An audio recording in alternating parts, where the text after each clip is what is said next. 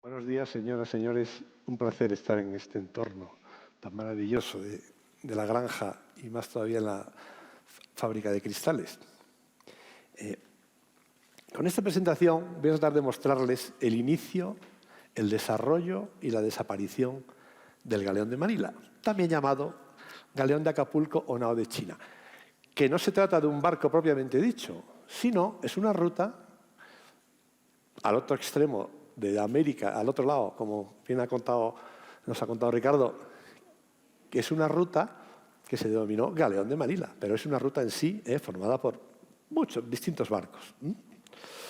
Y junto a la carrera de Indias conseguimos que hubiera una globalización. ¿Y dónde se desarrolló? En el Pacífico. ¿Y cómo se llamaba el Pacífico? El lago Español. ¿Por qué? Luego se lo diré.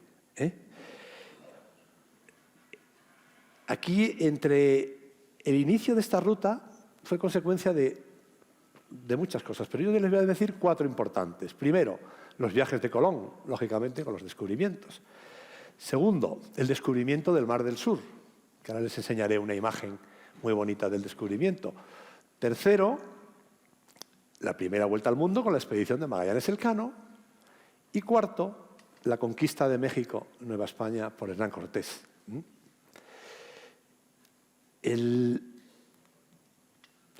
Hablando del descubrimiento del Mar del Sur, y les diré primero que la corona, sobre todo Fernando el Católico, siendo ya regente, no se conformó con los descubrimientos de Colón. Dijo que esto había que continuar con las exploraciones, entre otras cosas, porque todavía no se había llegado ni a las Indias, ni a Catay, ni a Zipango. Se había llegado a América, que se lo encontró Colón en medio, pretendiendo llegar a Asia, ¿no? Entonces, gracias a la política del Fernando el Católico, ya como regente, empezó a activar todo esto. Bueno, una de las cosas que sucedieron fue que Vasco Núñez de Balboa, que lo ven ahí en esa imagen tan bonita, cruzando el Istmo de Panamá con unos 1000 hombres, de repente, desde un monte, avistó un mar, un nuevo mar que bautizó como el nombre del Mar del Sur.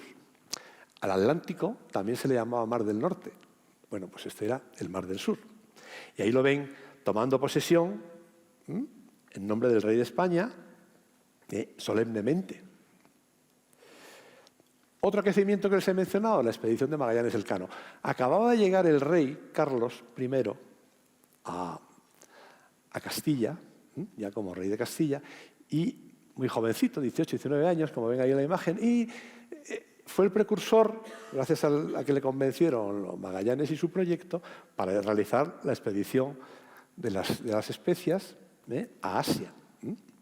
Concretamente, bien, el viaje empezó, ¿por qué? Porque las especias eran una cosa muy valorada, como ya ha contado antes también Ricardo, que no existían especias en Europa. Existieron en la época de Marco Polo, pero cuando los turcos cerraron el acceso al Mediterráneo, con la toma de Constantinopla, pues había que ir por mar, que era el sitio más libre para poder navegar hacia las especias. Las especias, saben ustedes, que le ayudan al sabor de los alimentos, quitan los malos olores, en fin, actúan un poco de conservantes y encima tienen propiedades medicinales. Bueno, eran tan valoradas, que tenían el equivalente a veces a los metales preciosos. Eso era un tesoro, y más traer especias desde tan lejos. Es decir, que el empeño era seguir, arribar a las costas de Asia, navegando por Occidente. Entonces, la expedición de Magallanes, que ahí lo tienen en la imagen, partió en 1519 de Sevilla y Sanlúcar, murió a mitad de camino, como ustedes saben, en la isla de Cebú, en Filipinas, y encima se fueron perdiendo naves, de las 5 que salieron, al final acabaron 2 en lo que se llaman las Molucas, donde iban a por las especias. De las 2 naves, una de ellas no pudo continuar, ahora les enseñaré por qué, y siguió Elcano, en la nao Victoria, cargado de especias, con una sola nave, y llegó a España. Tal era el valor del cargamento que llevaba, que pagó con creces la expedición que había patrocinado el rey y otras empresas privadas. De sobra, solo con lo que llevaba la Victoria. Imagínense si llegan las 5. Bueno,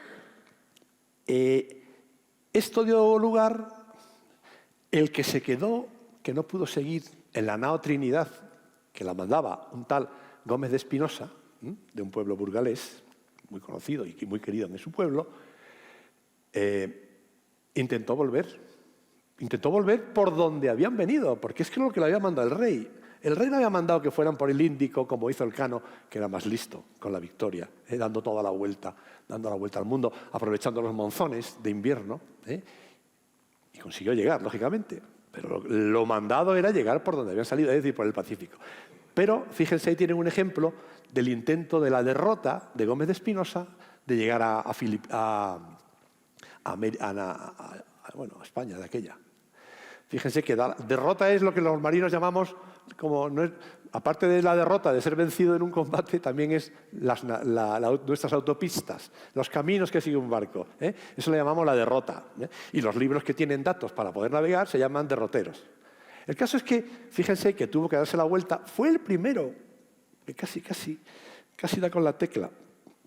Pero ahí lo ven que a la altura de Japón, se tiene que dar la vuelta con la nave rota, una vía de agua impresionante. Total, llega de vuelta, lo detienen los portugueses, porque por aquella había una disputa permanente, que no era guerra, pero sí era disputa, en que cada uno lo suyo. Entonces lo detienen los portugueses, total, que fracasa.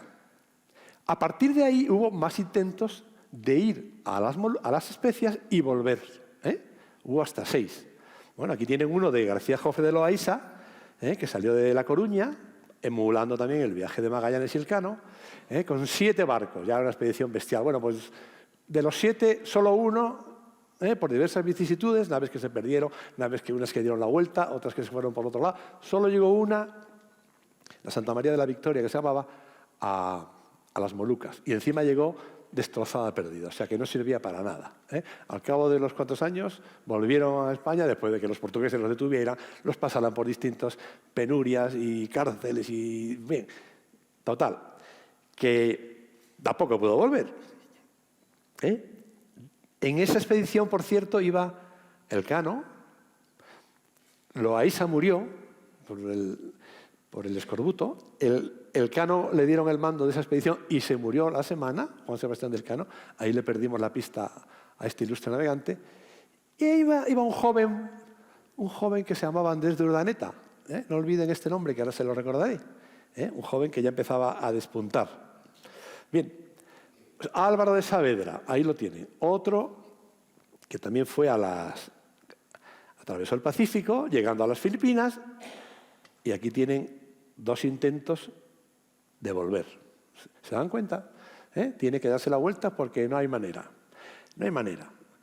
Lo mismo pasó con Ruy López de Villalobos, que llegó, también fracasó, encima murió allí. Por cierto, fue atendido por San Francisco Javier, que andaba por allí evangelizando la India, Japón, lo intentó en China.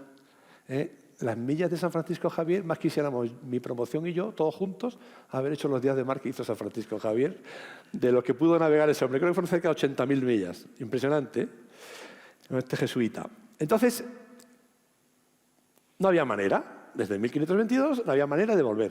Ahí tienen un mapa de la meteorología actual en el Pacífico. Ahí ven un montón de rayitas en el medio, de rayitas de izquierda a derecha, por aquí, todas estas.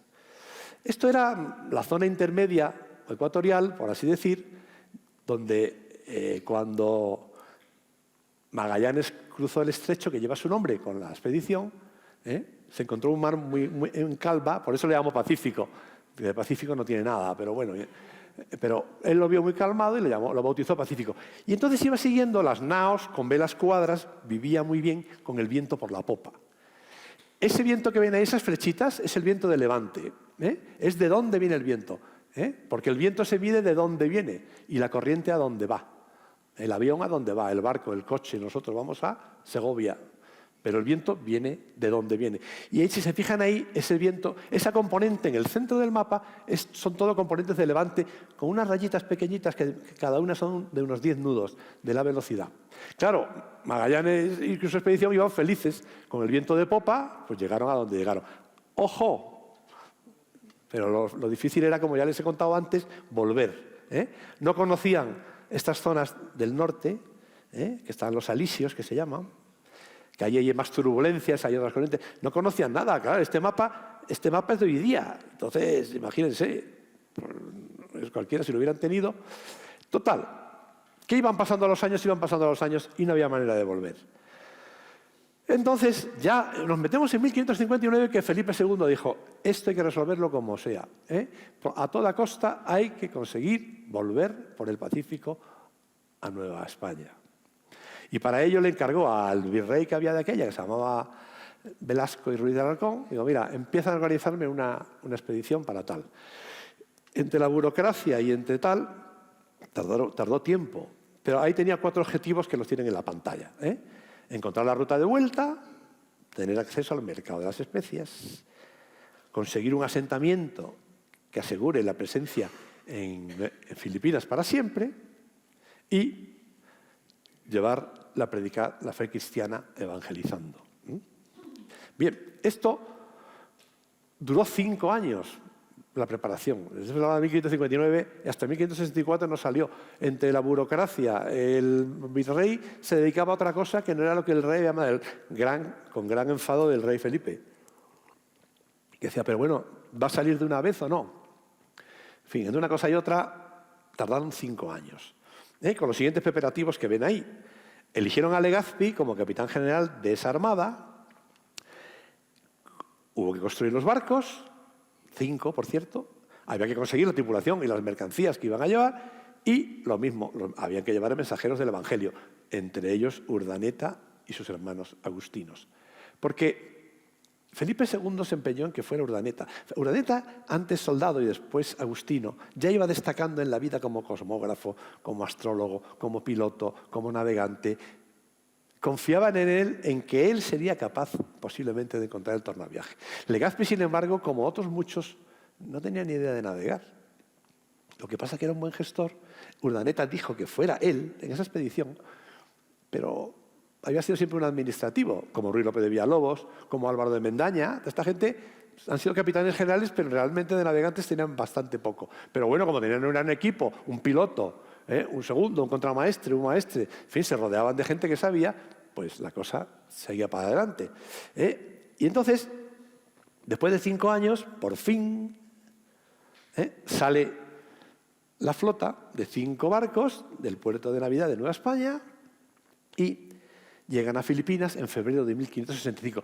Según llegan, ahí ven la derrota pintada, le dice Legazpi a Urdaneta, cógete un barco y a cumplir lo que ha mandado el rey. Que tú tienes la idea más o menos clara de cómo se puede volver. Fíjense que estamos ya en 1565, desde 1522, más de 40 años.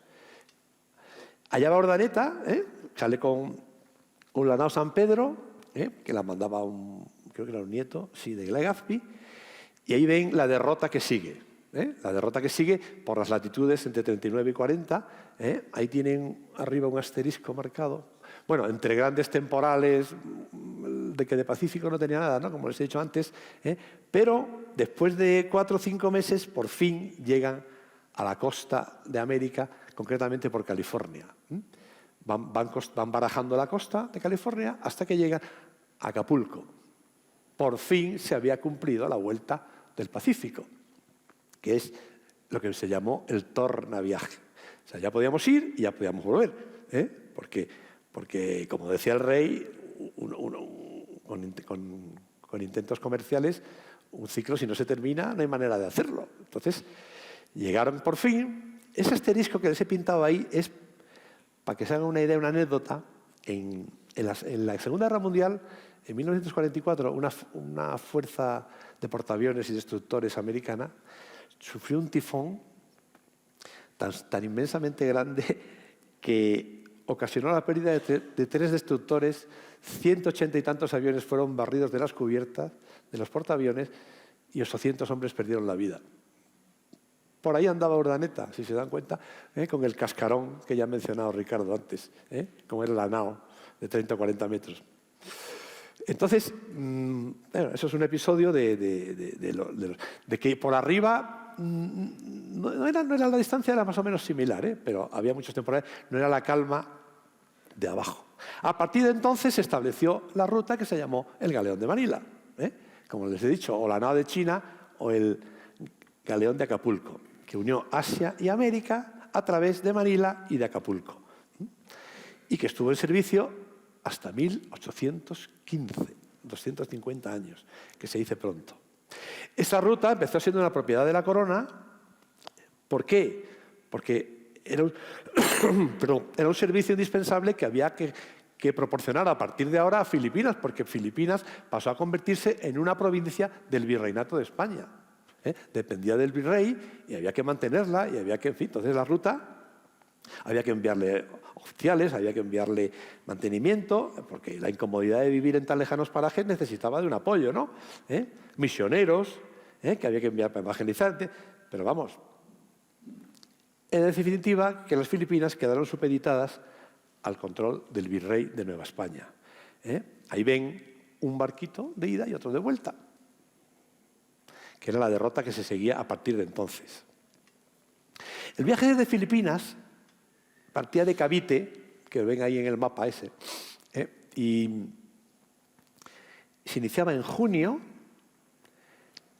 y a veces iban por arriba, por donde ven ahí Sosorgón, Cabo Bojeador, perdón, o a veces iban por Sosorgón para coger según el meteo y según los intereses, y si iban por Sosorgón salían por el estrecho de San Bernardino. ¿Con qué objeto? Pues muchas veces para proveerse de víveres frescos y de agua y tal, ¿no? Otras veces lo hicieron por seguridad, que eso se lo digo después. La derrota del Galeón de Manila, como les he dicho, eran unas 8.000 y pico millas, tanto por arriba como por abajo, tanto la ida como la vuelta, y llegaban a Acapulco, el barco cargado o los barcos cargados hasta a tope, y se montaba una feria en Acapulco, en la cual, como ha dicho antes Ricardo, pues había de todo, todo tipo de cosas, de porcelanas, ahora les diré lo que llegaba por ahí, por encima. Todo lo que llegaba no se lo puedo decir porque es inmensa la lista, pero se embarcaba la plata, y el personal, lo que hacía falta allí, se embarcaba en el León, entre otras cosas. Y entonces llegaban a Cavite, a Manila, en junio o en julio.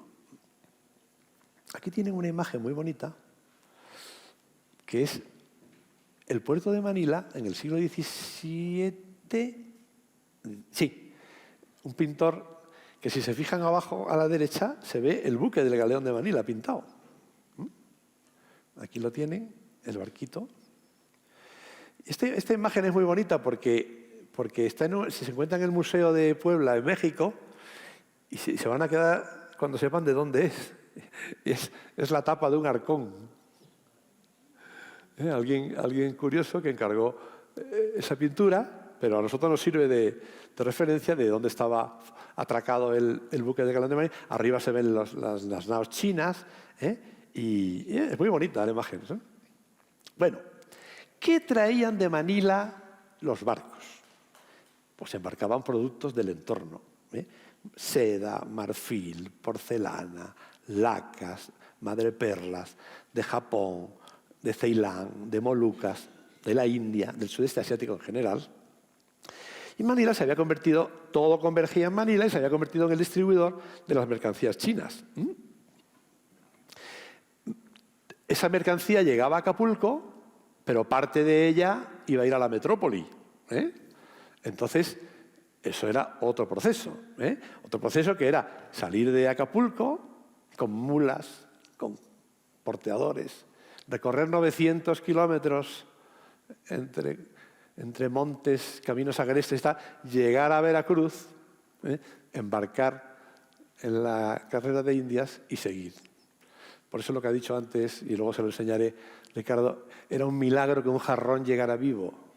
Después de 4 o 5 meses, más 900 kilómetros, más otros 4 meses dando camballadas y meneándose por otro lado, demasiado bien. Por eso el valor que tiene el jarrón de turno que decía antes. El caso es que mucho material iba a Europa, claro. Entonces se embarcaban en la carrera y se iban. ¿Y qué se llevaba de Acapulco? Pues de Acapulco se llevaba la plata, animales, vacas y caballos, que no había, productos de comer que no había, como el maíz, el cacao, el tabaco, la caña de azúcar, tomate, calabaza. Esos productos que además revolucionaron la alimentación en los países de Oriente, porque no existían. Los chinos nada más que comían arroz y más arroz y más arroz. Y cuando vieron llegar estas maravillas, pues quieras que no, los sistemas de alimentación pues cambiaron. Y allí descargaban las barras de plata y los pesos de los reales de A8 que se acuñaban en las cecas de México y Perú. Bueno, también llevaban dinero ¿para qué? Para el sostenimiento económico, como les he dicho antes, de Filipinas, para las infraestructuras. Lo que se llamaba el real situado, que era todos los recursos económicos que llegaban allí para pagar a los funcionarios, a los militares, para construir estructuras, para mantenimiento, etcétera, etcétera. Sueldos, en fin. Todo eso es lo que llevaba de Acapulco a Manila. El real de A8, que ya ha hablado Ricardo con bastante profusión, era uno de los protagonistas de todo esto. Y les voy a ampliar a lo que él ha dicho, porque tengo aquí unas imágenes muy bonitas que me gustaría que las vieran. Ahí vengo un real de A8, uno de ellos, de varias épocas, acuñado, pero qué cosa más preciosa, acuñado en los bordes, para que fuera difícil su falsificación. Y era la moneda que se extendió por prácticamente tres grandes partes del globo terrestre. Era la moneda, como ha dicho él, como el dólar. Y duró, bueno, el real como tal empezó desde Pedro I, en el siglo XIII, y luego los reyes católicos tenían los ducados, los excelentes, los maravedí, etc. Hasta que a 1535, gracias a las cecas y la plata, pues empezó a acuñar lo que iba a ser el real de A8. Esa moneda fue mundialmente utilizada, nadie quería más que reales de A8 en todos lados, hasta 1587 en los Estados Unidos. Ahí tienen una imagen a la izquierda de cómo se creó el símbolo del dólar con esa especie de S, esas columnas, el columnario de las monedas del real. Ricardo ha dicho que el símbolo de la S es una degeneración de la palabra peso. Y yo voy a dar otra versión, que no tiene por qué ser válida, que es el uso de la cinta de la columna de plus ultra. Entonces, hay más versiones, pero en fin. El caso es que las independencias de los Estados Unidos empezaron a usar el real de A8, lógicamente, como prácticamente el resto del mundo. De tal forma que fue curso legal en Estados Unidos hasta 1857 y en España hasta 1868, cuando apareció la peseta. Bien, entonces la moneda pues era como les he dicho, era como el dólar, no que nadie quería otra y compraba moneda. Bueno, es excuso decirles el mundo de la falsificación, entre ellos los ingleses falsificaban reales de A8. Y tenías dos opciones, o los denunciabas o los atacabas o tal, o te callabas, que era mejor. Porque nunca eran perfectos, no era perfecto ese real, y entonces tú te callabas, total, era tan inmenso el despliegue de monedas por el mundo que lo que falsificara un país que otro tampoco afectaba mucho al producto final, ¿no? Bueno, en esta imagen que les pongo ahí tienen la influencia del real de A8. En color rojo oscuro, donde se utilizaba el real de A8 como tal. En color rojo menos oscurito, un poquito más claro, países que basaron su moneda en el real de A8. Y en color rosa, países que utilizaban reales de A8 que por tal de no fabricarlos, lo que hacían era ponerles un resello encima. Un resello que era, como van a ver ahora, una marca. Todo eso que ven ahí son reales de A8.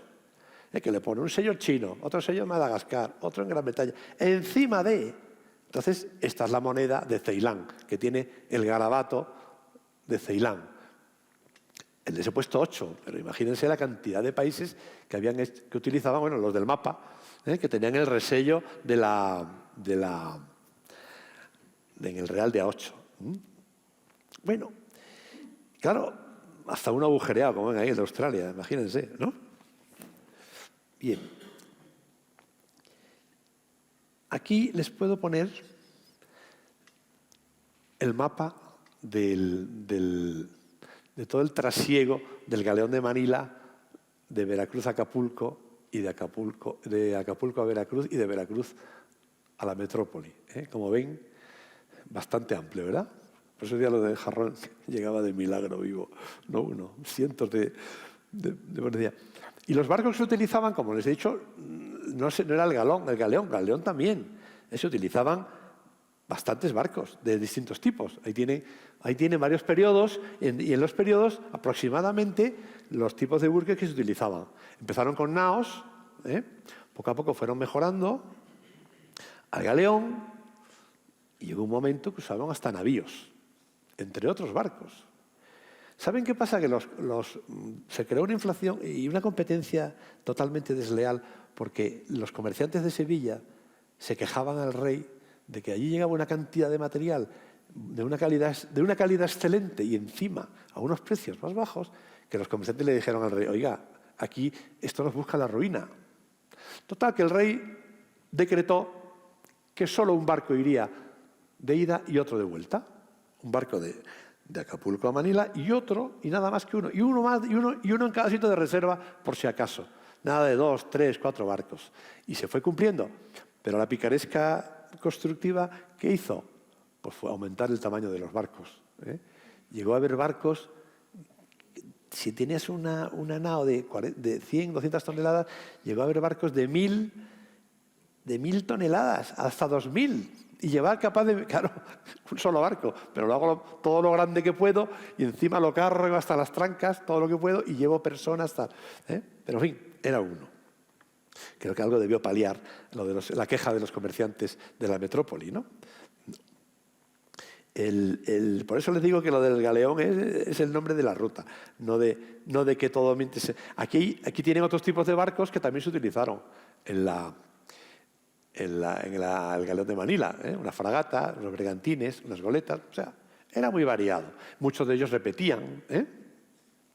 Bueno, entonces, ¿qué consecuencias se derivaron de este tornaviaje? Además del viaje, de descubrir el viaje de vuelta en sí, pues ahí tienen puesto en la pantalla descubrimientos geográficos, la hispanización y evangelización de Filipinas, una puerta hacia China y el Japón, eso es lo que abrió el galeón de Manila, y la creación de una provincia misionera de los agustinos filipinos. Aparte que el Museo Oriental de Valladolid viene derivado de todo lo que ahí se traía. El Real Colegio de los Padres Agustinos de Valladolid. Otro impacto a reseñar del galeón, que pocas veces se menciona, es la aportación de los... ¿Han oído hablar de la expedición filantrópica de la vacuna para acabar con la viruela? Pues el galeón de Manila también participó en llevar a los niños vacunados con la expedición de Balbis para propagar la vacuna por América, Filipinas y Asia, etcétera, etcétera. Concretamente el buque Magallanes. Se llamaba Magallanes, que luego les diré qué pasó con el Magallanes, porque vuelve a salir. Aquí viene un ejemplar de la porcelana china. Esta es una imagen del Museo Naval de Madrid, de una nao que es un pecio de la nao San Diego que se encontró entera con toda su carga. Esta es una muestra de una gran sala exclusiva dedicada en el Museo Naval a la nao San Diego, que se fue recuperada en 1991. La porcelana china, que ven ahí, con los colores clásicos azul y blanco, era un producto muy valorado porque el material con el que se hacía era el kaolín. Y el kaolín solo se encontraba en una provincia impronunciable, que la ha pronunciado antes Ricardo, yo soy incapaz, de China. Y ahí se hacía la porcelana. Y ahí llega a Cantón o a donde fuera, y de ahí todas las figuras que ven ahí pues salían a la mar cargadas. Pero lo primordial era que el material solo se encontraba allí. Entonces, claro, eso es lo que le daba un valor impresionante a la porcelana china. Aquí ven la pared más grande, con eso, aquí abarca así toda la sala que les digo. Entonces, la porcelana, fíjense que está intacta, con todos los avatares de los que pasaban los barcos con la carga. Aparte de la porcelana, también esto le sonará a Rafa Codes, también utilizaba mucho la evangelización, como les he dicho, porque gran parte de la vigencia de la línea marítima iban misioneros agustinos, franciscanos, dominicos, jesuitas. Solamente agustinos fueron más de 3.000 misioneros que viajaron a Filipinas mientras duró el galeón. ¿Qué llevaban ellos? Obras de arte, figuras, vasos litúrgicos, pinturas, esculturas, etc. Todo para propagar la fe que ellos ejercían en la evangelización, ¿no? Y aparte ahí tienen una serie de figuritas fíjense, una Sagrada Familia con las figuras un poco dobladas, porque está sacada de marfil, de colmillos, de elefante, supongo, por eso está doblada. Ahí ven un Cristo muy sangrante, muy llamativo, que se encuentra en Cuenca. Y a la izquierda tienen el primer libro traducido del chino, fíjense lo que hacíamos los misioneros españoles, que se llama Espejo Rico del Claro Corazón, traducido del chino. El fraile dominico Juan Cobo fue el que llevó a cabo esta tarea, traducirlo al castellano. El mismo fraile tradujo a Séneca al chino. Y más tarde otro fraile creó la primera gramática china, que no existía, basándose en la gramática de Nebrija. Con lo cual, esto es una minúscula de todo lo que pudieron hacer los españoles aparte, esto se lo he copiado me parece que a Rafa, quedaron en el alfabeto de este filipino, quedaron 5.000 palabras castellanas y 100 de nahuatl. O sea, sembrando y sembrando. Aquí tienen los itinerarios que seguían, que como les decía antes, no siempre eran directos al estrecho de San Bernardino. A veces iban por el norte, por Cabo Bojeador, o a veces iban por abajo, por donde pone ahí Zamboanga, siguiendo pasando por el norte de Guinea, de Papúa Nueva Guinea. ¿Por qué? Porque también trataban de evitar el contrabando, los ataques piráticos, en fin. No es que sufrieran muchos ataques, pero por seguridades, la nao no siempre iba directa de Cavite al estrecho de San Bernardino. Y ahora, sí tuvo incidencias el galeón de Manila, tuvo naufragios, tuvo ataques, pero muy poquitos. Se van a quedar impresionados, a diferencia de lo que contó antes Ricardo, de los ataques que sufrían de los piratas y de los corsarios. El galeón de Manila, en 250 años, solo le capturaron 4 navíos. Que se dice pronto, 4. Capturar me refiero llevarte el barco con toda su carga y para disfrutar de lo que has robado. Por supuesto, y 108 buques hicieron esa ruta. Y solo 4 fueron capturados. El balance es muy bueno. Es como el 1% que decía Ricardo. Entonces, hombre, otros se hundieron, por supuesto, por naufragios, que eso estaba a la orden del día. Y otros fueron hundidos por algunos ataques que también los había. Pero lo que es capturar para llevarse el botín... Es más, en el siglo XVII no hubo ni un solo barco capturado. Ese fue el esplendor del lago español, denominación dada por los propios anglosajones. Era nuestro, nada más que nuestro, el lago español. Porque si te iban a ir a atacar... Los piratas y los corsarios no atacaban en alta mar porque no había forma de localizar los barcos. Eso tienen que estar esperándote en puntos estratégicos de la costa o de islas, tanto cerca de Acapulco, que había, como cerca de Manila, para esperar a que llegaran, ¿no? Pero vamos, que por temporales y por acción del enemigo sí que se hundieron barcos. Ahora, lo que es capturar, repito, 4. Bueno, voy muy deprisa porque eso está acabando. Hubo una última etapa del galeón de Manila, que como les dije, funcionó desde 1785 hasta 1600, son 150 años. 1785 lo que sucedió es que el rey Carlos III abrió la mano para que hubiera otras compañías que pudieran hacer el mismo trabajo que el galeón de Manila. Entonces se establecieron 2 rutas y se creó lo que se llamó la Compañía de Filipinas, que funcionó con 2 itinerarios basados en Manila y en Cádiz. Uno iba por el Estrecho de Magallanes, sur de América, Pacífico, y el otro iba por el Cabo de Buena Esperanza, y eran 2 distintas. Entonces, convivían el galeón de Manila con estas 2 rutas itinerarias. ¿Pero qué pasó? Que cuando comenzó el siglo XIX, la guerra que tuvimos con Inglaterra, la derrota de Trafalgar, la guerra de la independencia, todo esto fue parando el comercio.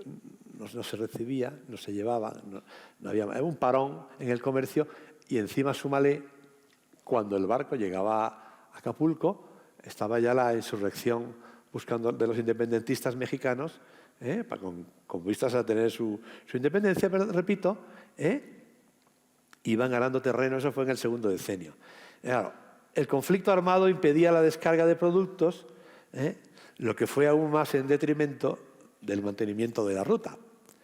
La compañía esta que les he dicho de Filipinas se extinguió en 1834, cuando ya la metrópoli había perdido la mayor parte de sus territorios ultramarinos. Ahí ven una acción de la bolsa, porque claro, esto era más moderno. Cuando con el galeón de Manila no existían acciones ni existían bolsas, lo que existían era, no sé si han oído hablar de la palabra, las boletas. La boleta era como un espacio reservado que tenía un comerciante en el barco de la ruta, y ahí metía sus cosas para vender o para comprar. Eso se llamaban boletas, pero no habían acciones. Tengo una acción de tanto, no. Eso se creó con la decisión de Carlos III cuando creó la Compañía de Filipinas. Bueno, estamos llegando al final del galeón de Manila. Con los incidentes que les acabo de decir, las Cortes de Cádiz, en 1813, decretan la supresión del galeón de Manila. ¿Eso qué supuso? Pues por de pronto que los habitantes de Filipinas ya pudieran comerciar con libertad con otros países asiáticos, a su manera, sin necesidad de depender del lago español exclusivo, etcétera, etcétera, etcétera. Y en 1815 llegaba a Manila el último barco de la ruta, el Magallanes, se llamaba, por cierto. Lo que pasa es que llegó vacío. ¿Por qué?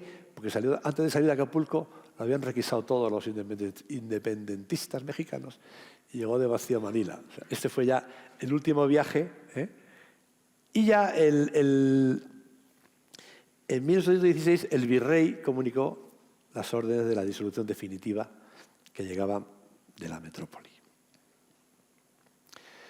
Bueno, a modo de conclusión, si todo esto les ha asombrado, espero, o les ha parecido interesante, concluirán conmigo en que es sorprendente, cuando no lamentable, el desconocimiento que existe de todo lo que yo les acabo de contar. Imagínense 250 años, el Imperio Español dominando el mundo entero, ya no les digo nada, entre 1580 y 1640, cuando ya España y Portugal estaban unidos y todo era, no se ponía el sol.